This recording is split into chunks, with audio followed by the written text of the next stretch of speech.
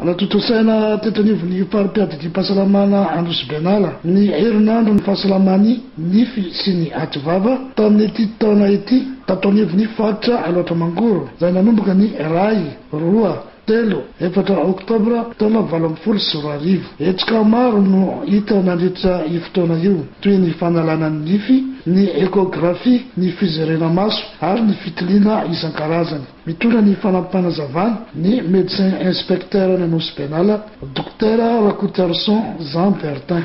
Ya tsara marihana fa maromaro ny mpitsabo zay mandray anjara amin'ity hetsika ity isan'izany ohatra ireo mpitsabo zay mpitsabo nify zany atao anatin'ny faritra aloatra mangoro na ny miankina na ny tsy miankina fanjakana dia tonga eto daholo manatanteraka an'izay asa izay.